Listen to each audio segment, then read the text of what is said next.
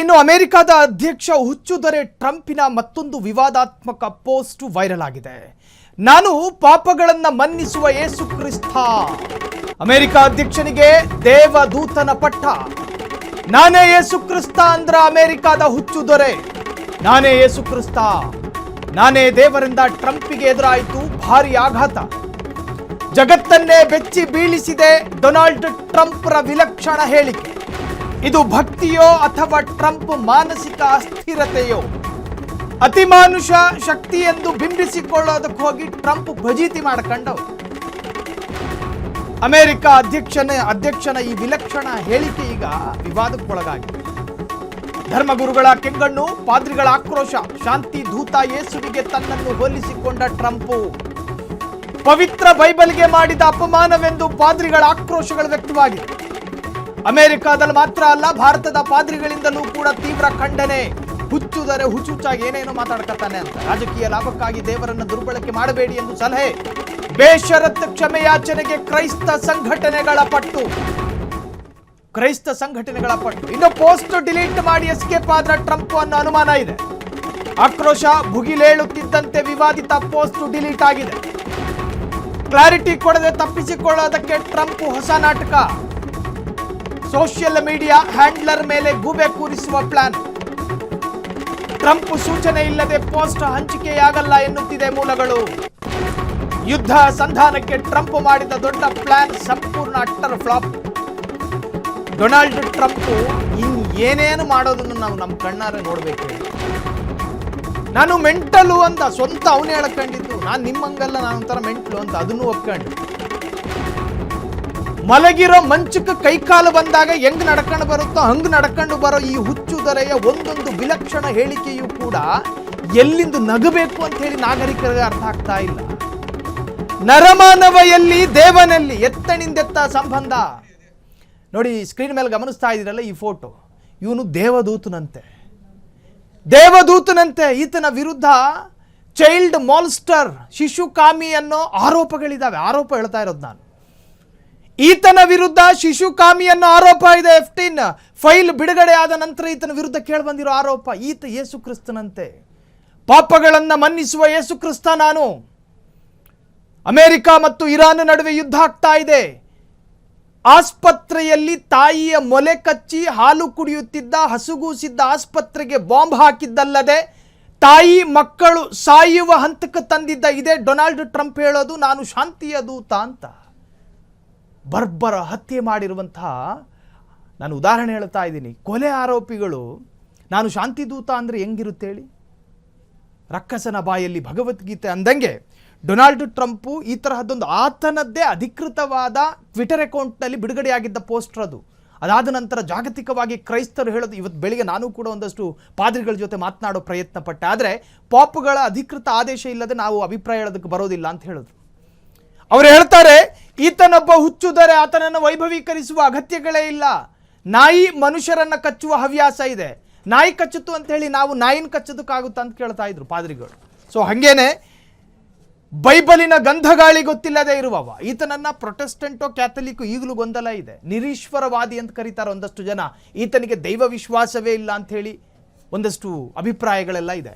ಹಿಂಗಿದ್ರೂ ಕೂಡ ಯಾಕೆ ಈತ ಯೇಸು ಕ್ರಿಸ್ತನ ಪೋಸ್ಟ್ ಹಾಕೊಂಡ? ಜಾಗತಿಕವಾಗಿ ಆಕ್ರೋಶಗಳು ಎದ್ದೇಳತು. ಬೇರೆ ಬೇರೆ ಪೋಪ್ಗಳೆಲ್ಲವೂ ಕೂಡ ಈತನ ವಿರುದ್ಧ ಆಕ್ರೋಶವನ್ನು ವ್ಯಕ್ತಪಡಿಸಿದ್ರು. ಅದಾದ ನಂತರ ಇದ್ದಕ್ಕಿದ್ದ ಹಾಗೆ ಪೋಸ್ಟ್ ಡಿಲೀಟ್ ಆಗುತ್ತೆ. ಕೊನೆಗೆ ಹೇಳ್ತಾನಂತ ನನ್ನ ಸೋಷಿಯಲ್ ಮೀಡಿಯಾ ಹ್ಯಾಂಡ್ಲರ್ಗಳೇನು ತಪ್ಪಿ ಹಾಕಿದ್ದಾರೆ ಅಂತ. ಈತ ಕೆಮ್ಮುವಾಗಲೂ ಸೀನುವಾಗಲೂ ಸೋಷಿಯಲ್ ಮೀಡಿಯಾ ಹ್ಯಾಂಡ್ಲರ್ಗಳಿಗೆ ಈತನ ಅನುಮತಿಯನ್ನು ಪಡ್ಕೋಬೇಕು ಅವರು. ಹಿಂಗಿದ್ದಂತಹ ಸಂದರ್ಭದಲ್ಲಿ ಈತನ ಅನುಮತಿ ಇಲ್ಲದೆ ಹೆಂಗೆ ಪೋಸ್ಟ್ ಹಾಕೊಂಡ್ರು? ಈ ತರಹದ ಸಂದೇಹ ಪ್ರಶ್ನೆಗಳು ಕೂಡ ಉದ್ಭವಗೊಂಡಿದೆ. ಒಟ್ಟಾರೆ ವಿವಾದಗಳು ಹೇಳ್ತಾ ಇದ್ದ ಹಾಗೆ ಧರ್ಮಗುರುಗಳ ಕೆಂಗಣ್ಣಿಗೆ ಗುರಿಯಾದಂತಹ ಟ್ರಂಪ್ ಪೋಸ್ಟ್ ಅನ್ನ ಡಿಲೀಟ್ ಮಾಡಿಕೊಂಡಿದ್ದಾರೆ ಅನ್ನೋ ಮಾಹಿತಿ ಲಭ್ಯವಾಗ್ತಿದೆ. ಕಾದ ಕುಲುಮೆಯಾಗಿದೆ ಹರ್ಮುಜ್ ಜಲಸಂಧಿಯ ಸುತ್ತ ಕ್ಷಣ ಕ್ಷಣಕ್ಕೂ ಆತಂಕ ಬಿಗಡಾಯಿಸುತ್ತಿದೆ. ಹರ್ಮುಜ್ ಜಲಸಂಧಿಯಲ್ಲಿ ಕ್ಷಣ ಕ್ಷಣಕ್ಕೂ ಆತಂಕಗಳು ಶುರುವಾಗಿದೆ. ಹರ್ಮುಜ್ ವಶಕ್ಕೆ ಪಡೆಯೋದಕ್ಕೆ ಅಮೆರಿಕ ಆಪರೇಷನ್. ಹರ್ಮುಜ್ ಜಲಸಂಧಿಯಲ್ಲಿ ಹಡಗುಗಳಿಗೆ ದಿಗ್ಬಂಧನ. ಅಮೆರಿಕ ಪ್ರವೇಶದ ವಿರುದ್ಧ ಚೀನಾ ಇರಾನ್ ಗುಡುಗು. ಹಡಗು ನಿಯಂತ್ರಿಸಿದ್ರೆ ಡ್ರ್ಯಾಗನ್ ಶೈಲಿಯ ಪಾಠ ಕಲಿಸುತ್ತೇವೆ. ಹರ್ಮುಜ್ ಮಾರ್ಗ ಯಾವಾಗಲೂ ಚೀನಾಗೆ ಮುಕ್ತವಾಗಿರುತ್ತದೆ. ನಮ್ಮ ವ್ಯವಹಾರಗಳಲ್ಲಿ ಹಸ್ತಕ್ಷೇಪ ಮಾಡದಂತೆ ಟ್ರಂಪ್ಗೆ ವಾರ್ನಿಂಗ್. ಇರಾನ್ ಬೆಂಬಲಿಸಿದ ಚೀನಾ ರಷ್ಯಾ ಯುದ್ಧ ಮತ್ತಷ್ಟು ಭೀಕರತೆ ಪಡೆದುಕೊಳ್ಳುವ ಸಾಧ್ಯತೆಗಳಿದ್ದಾವೆ.